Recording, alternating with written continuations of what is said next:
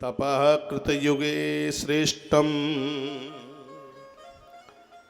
तो सतयुग में तपस्या थी, त्रेतायाम ध्यान में वच। त्रेता में लोग ध्यान बहुत लगाते थे। ध्यान में बहुत आनंद आता है, आप लगाते नहीं है इसलिए आपका अनुभव नहीं है। ध्यान में रीढ़ की हड्डी सीधे करके आंखों से नाक के अग्रभाग को देखते देखते ओम ओम शब्द का उच्चारण करते हुए पूर्व मुख हो करके साधक लोग बैठते हैं।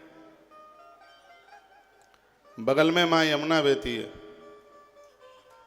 आश्रम में रहने वाले भक्तजन कभी मां यमुना के किनारे पर बैठ करके तपस्या साधना जब शाम को चले जाया करो। कथा 1:30 बजे छूट जाती है, बहुत टाइम मिलता है।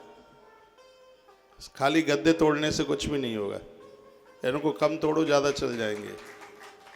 थोड़ा दर्शन करके चामुंडा चले गए, केसी घाट पर चले गए। मैंने बहुत आनंद लाभ लिया है केसी घाट का।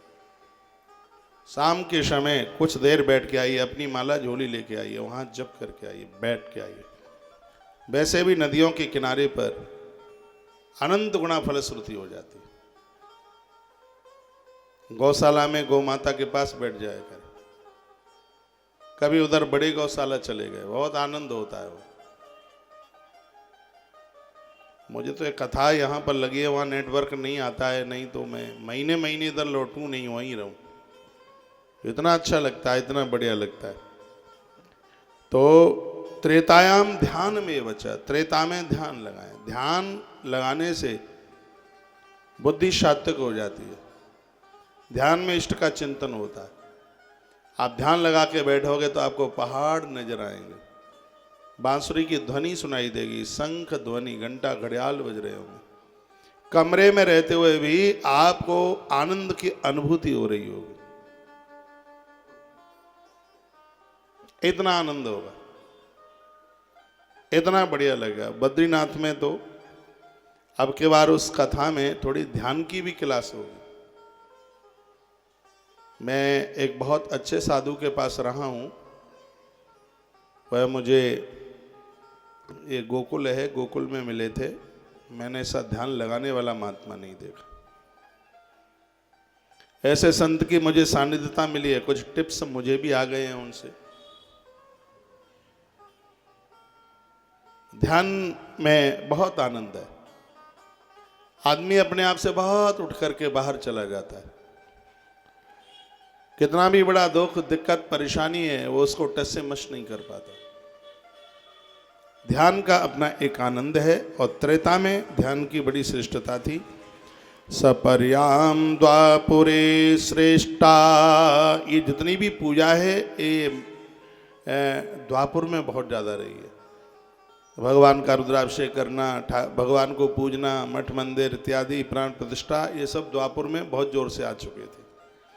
मंदिरों का बहुत निर्माण द्वापुर में हुआ। यूँ तो भगवान के मंदिरों की चर्चा सतयुग से ही मिलती है। बद्रीनाथ भगवान सतयुग का धाम है। ये चारों युगों में मंदिरों की बात मिलती है, लेकिन जो मंदिरों ने गति पाई वो द्वापुर में बहुत ज़्यादा थी। प्राण प्रतिष्ठा, मंदिर बनवाना एक युग जैसा आया था। इतने मंदिर बनवाए गए। पूजा के प्रति लोगों का बहुत ज़्यादा रुझान था, बहुत ज़्यादा ही भारी था। लोग पूजा किए बिना तो पानी भी नहीं पीते थे। अर्चन, बंदन, पूजन, ये सब द्वापुर में बड़ी जोर से था। लिखा है सपर्याम द्वापुरे श्रेष्ठा। इसको श्रेष्ठ कर्म में माना गया था द्वापुर में। लेकिन फिर लिखा है दानम श्रेष्ठम कलौ युगे।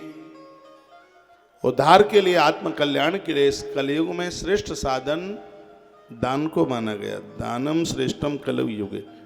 द्वापुरे श्रेष्ठा दानम श्रेष्ठम दानम, दानम श्रेष्ठम कलौ युगे।